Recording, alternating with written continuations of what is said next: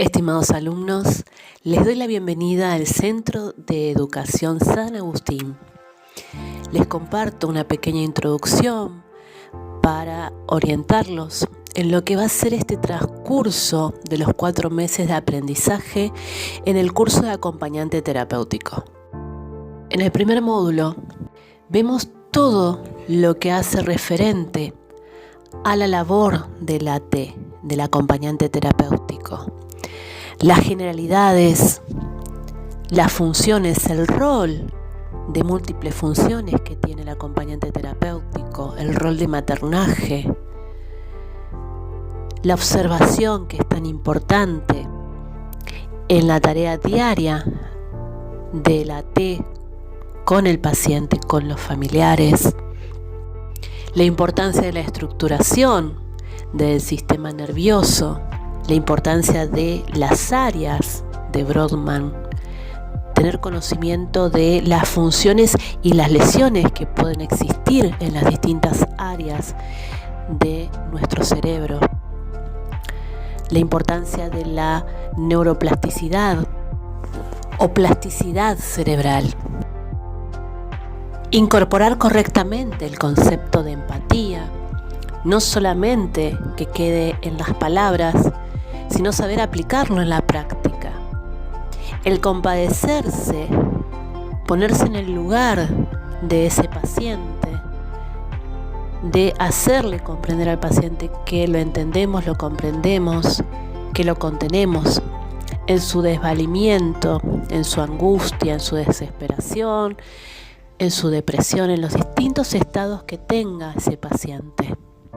Saber aplicar correctamente la disociación instrumental, esta herramienta de trabajo para el acompañante terapéutico, en donde nos mantenemos con una división interna. Por un lado, nos acercamos al paciente para poder crear esa construcción del vínculo, tanto emocional como cognitivamente, pero a su vez también nos mantenemos, por otro lado, alejado para poder realizar correctamente las observaciones y las evaluaciones con ese paciente.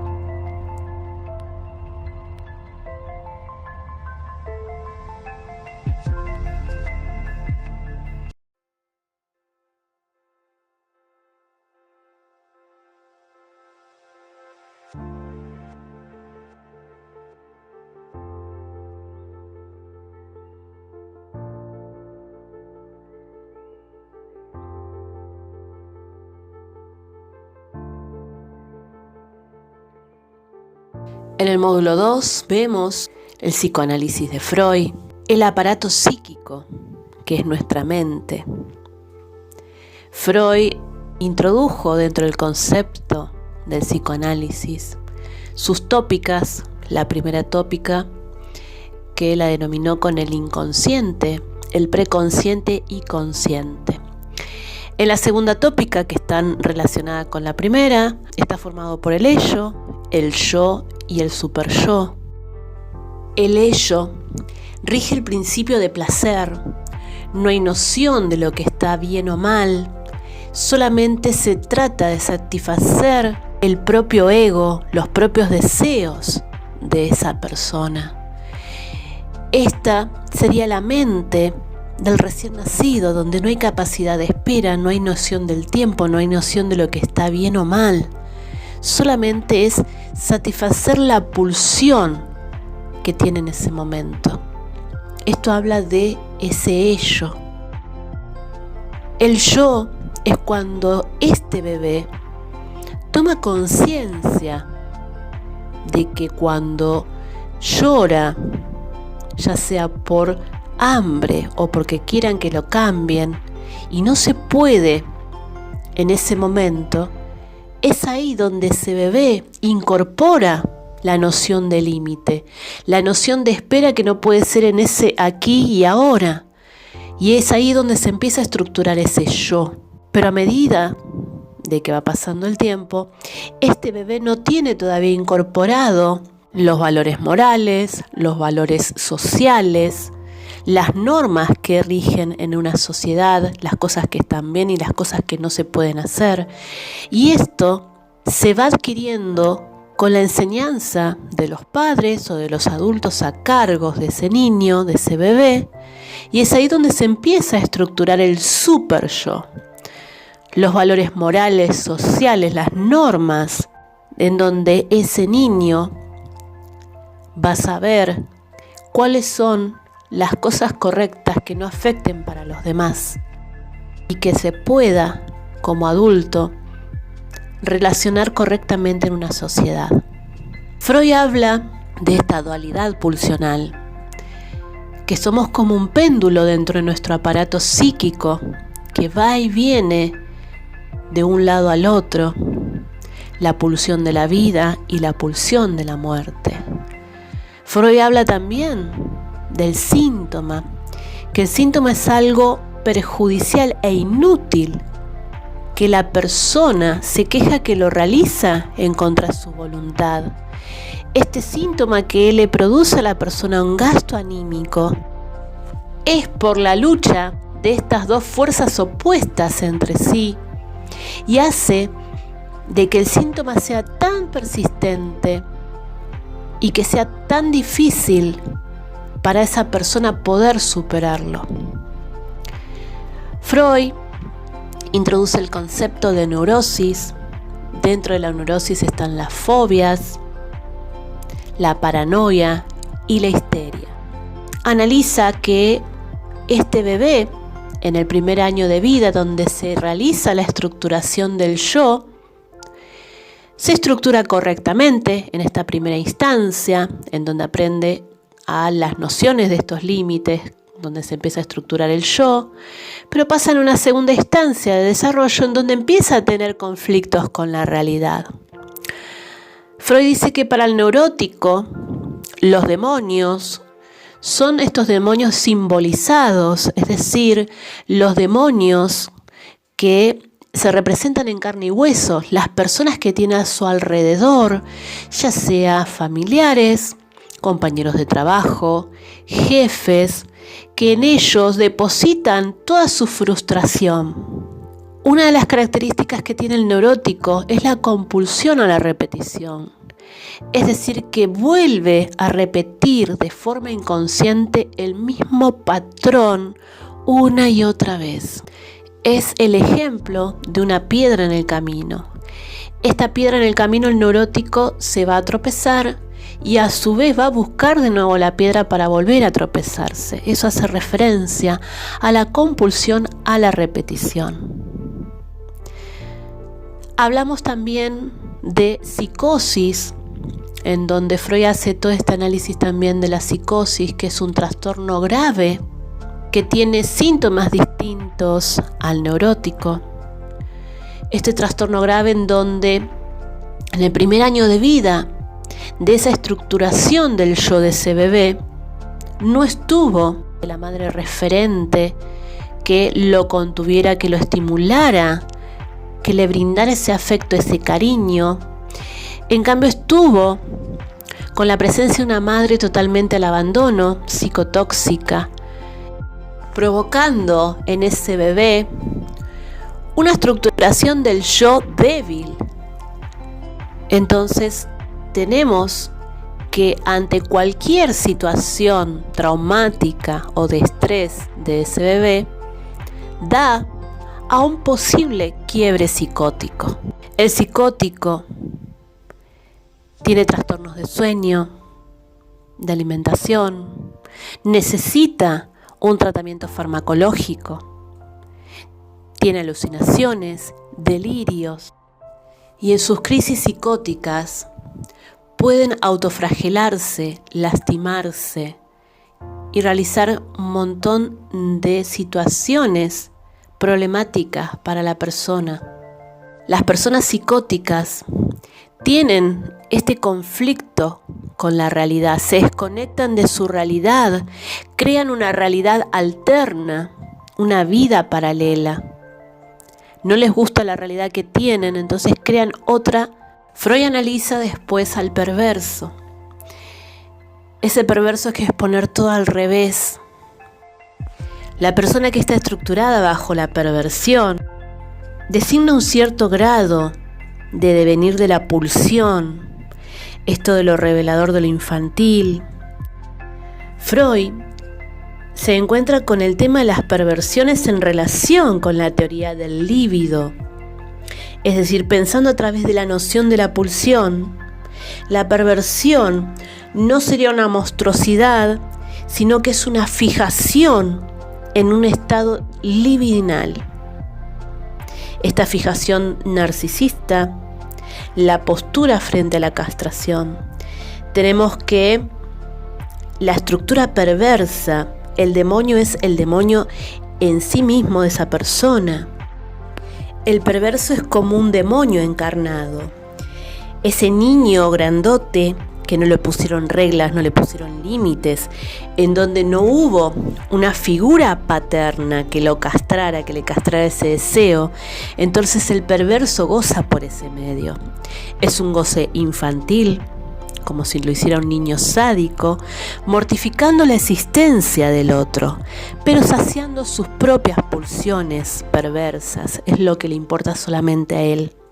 Tenemos el paciente suicida, que es uno de los problemas más graves que tiene frecuencia en las consultas de servicios de urgencia y que necesita tener un buen manejo de los especialistas, esos médicos que se encuentran en las guardias, que sepan atender correctamente estas crisis de estos pacientes, para luego sí derivarlos a un médico psiquiatra o a un psicólogo.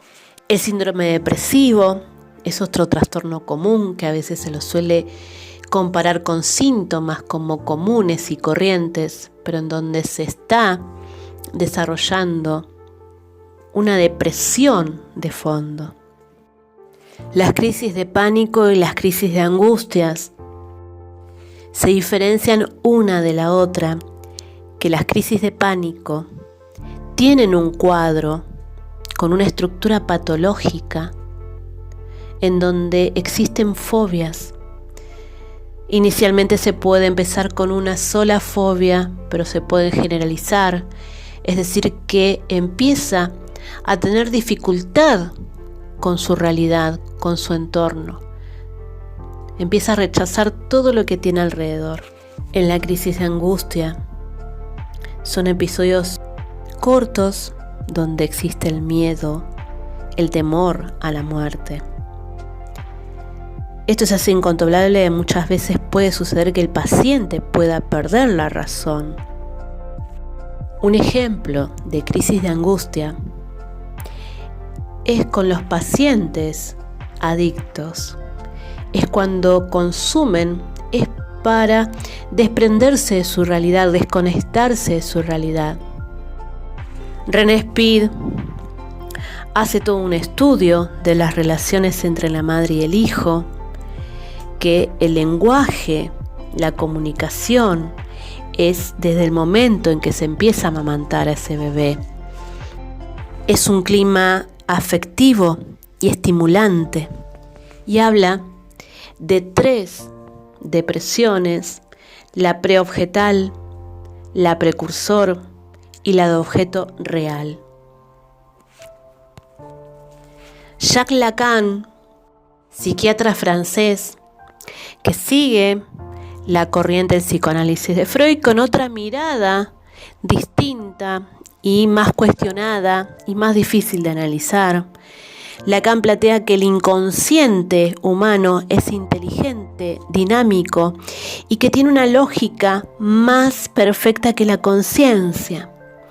Plantea que el yo, la parte que nos comunica con el mundo exterior, es algo intruso, que sería como una astilla en el psiquismo que era adquirido y que no era auténtico del hombre, como era el inconsciente. Lacan plantea la teoría del espejo, el nombre del padre y la concepción del amor. Amy Pickler, pediatra húngara, realizó una investigación sobre el papel del adulto y su intervención en el desarrollo motor del niño. Desarrolló un sistema basado en el respeto y en la actitud no intervencionista del adulto, que permite el desarrollo autónomo de ese niño y favorecía con el movimiento libre ese desarrollo psicomotor de ese bebé. Postuló 10 fases de desplazamientos y posturas del bebé desde su nacimiento. La pirámide de desarrollo humano, que está propuesta por Lázaro y Berruezo, es un modelo gráfico visual y esquemático del proceso de desarrollo que explica las distintas adquisiciones del desarrollo, desde la maduración del sistema sensorial hasta la consecución de la conducta adaptativa.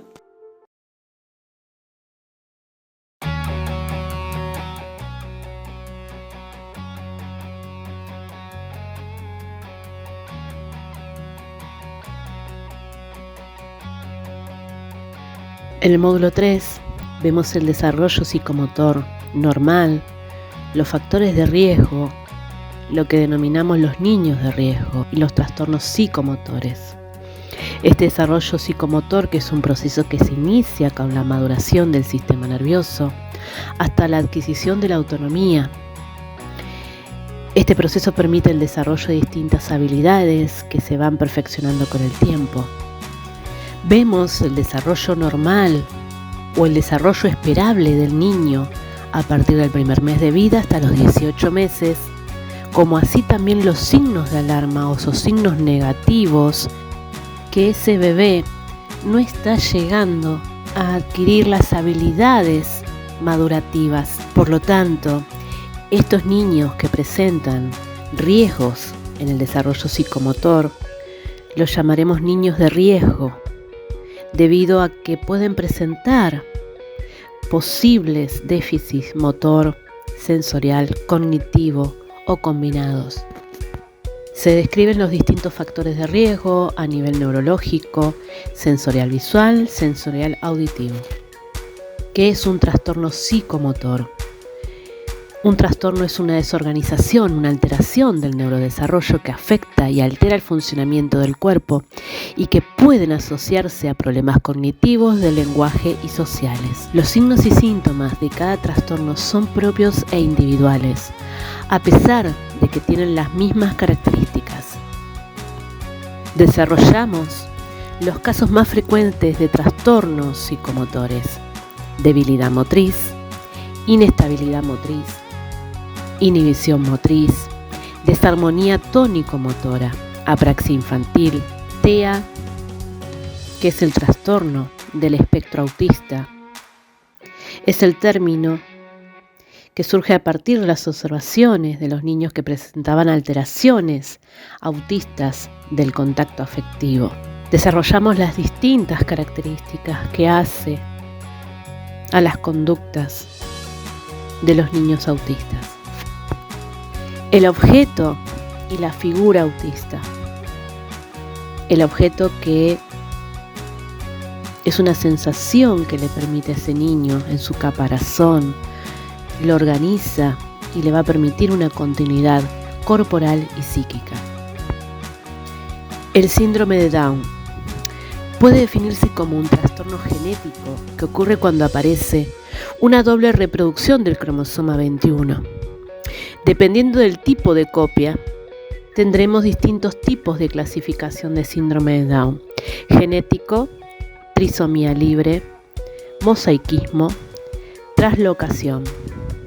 Cualquiera sea el tipo de trastorno genético, producen características físicas tales como el tono muscular bajo, manos pequeñas con un solo pliegue, ojos achinados, baja estatura. Todos estos rasgos se presentan en diferentes grados, sin embargo, no quita que cada individuo es único e irrepetible. La encefalopatía crónica no progresiva es un conjunto de trastornos crónicos debido a una lesión no progresiva en un cerebro inmaduro. Clasificación según su compromiso motor. La vejez y el envejecimiento, ¿es lo mismo? La realidad que en la vida cotidiana muchas veces estos términos son mal empleados. La vejez es una etapa inevitable del ciclo vital de la vida que transcurre a partir de los 65 años en adelante, donde las personas tratan de alcanzar satisfactoriamente sus proyectos de vida, disfrutar ya de los logros alcanzados a nivel social, familiar, personal y económico. El envejecimiento, en cambio, es un proceso que sucede de forma progresiva y gradual, caracterizada por la disminución de las capacidades físicas y el rol social que trae cambios significativos en la vida cotidiana, pero no debe considerarse el envejecimiento como algo patológico y decadente, sino como un acontecimiento más de la vida y tratar de aceptarlo de forma positiva. La memoria en el adulto mayor, con la llegada de la vejez, viene acompañada de alteraciones que se manifiestan según se avanza en la edad. La mayor y más preocupante evidencia es la memoria. Aunque no sucede en todas las personas ni en todas las áreas, ya que la intervención de factores como la educación, lo laboral y lo social influyen en cada persona. Los distintos tipos de alteraciones de la memoria. La emoción en la vejez. La emoción, como productoras y mediadoras de la salud en la vejez, tienen un papel principal, ya que dependerán de su autocontrol y regulación el producir emociones positivas o negativas que influyan más o menos en la salud de cada persona. La importancia del acompañamiento terapéutico en los adultos mayores, en la última etapa del ciclo vital de la vida. El desarrollo de la teoría de Erik Erikson, en donde denomina 8 grandes períodos de la vida del ser humano. En cada uno de ellos se presentan conflictos que pueden ser superados. De no lograrse esto, las etapas siguientes pueden verse perjudicadas, pero siempre existe una posibilidad de revisión y de reparación. La enfermedad de Alzheimer, que se define como una enfermedad neurodegenerativa, que es un tipo de demencia que produce alteraciones en la memoria, el pensamiento y el comportamiento de la persona, donde los síntomas se van desarrollando lentamente hasta convertirse en graves, provocando la muerte. Los síntomas de la enfermedad y la clasificación de las fases del desarrollo neurodegenerativo del Alzheimer. La enfermedad de Parkinson también es un trastorno neurodegenerativo del sistema nervioso debido a la falta de la sustancia dopamina en nuestro cerebro. El paciente empieza a tener temblores sutiles inicialmente, en donde se empieza a hacer más agudo con la consecución de la muerte de las neuronas.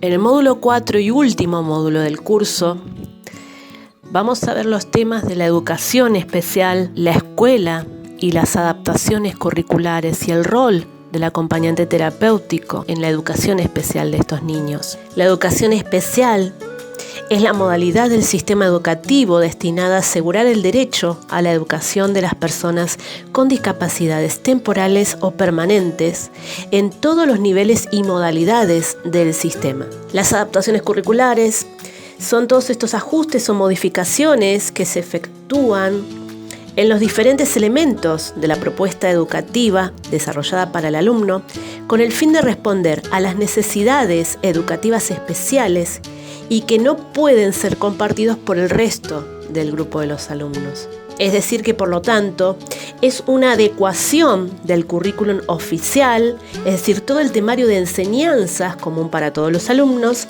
a las necesidades especiales e individuales de cada niño.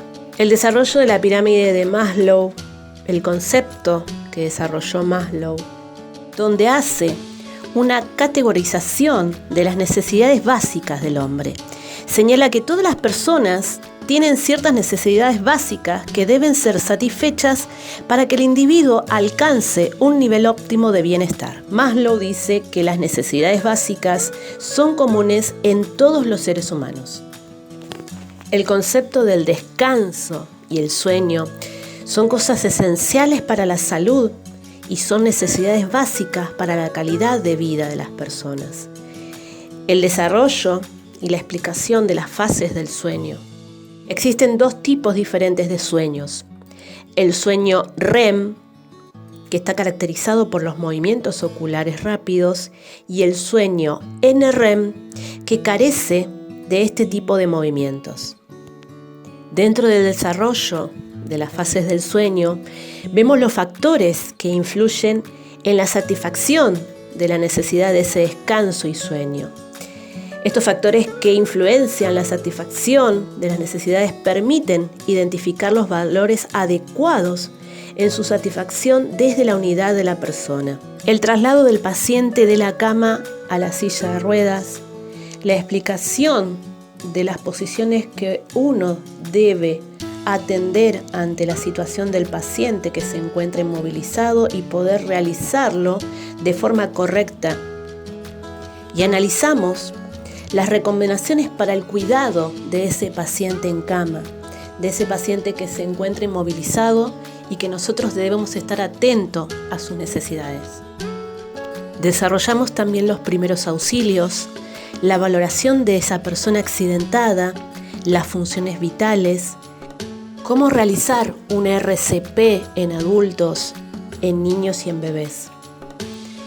Vemos el desarrollo de los tipos de quemaduras que existen, cuáles son sus cuidados, las fracturas, luxaciones, esguinces, la intoxicación. Y para finalizar el curso, vemos la epilepsia y las convulsiones. La epilepsia, que es un padecimiento que afecta al cerebro y hace que las personas sean más propensas a tener convulsiones. Es uno de los problemas más comunes del sistema nervioso que afecta a personas de todas las edades, razas y origen étnico. Sabemos que el cerebro es el centro que controla todas las respuestas del cuerpo y está formado de células nerviosas que se comunican entre sí por medio de actividad eléctrica. Por lo tanto, una convulsión ocurre cuando hay una actividad normal en el cerebro y esto causa cambios súbitos de conciencia, movimientos y comportamientos. Con esto damos el cierre al desarrollo del curso de acompañante terapéutico intensivo. Bienvenidos al Instituto de Estudios San Agustín.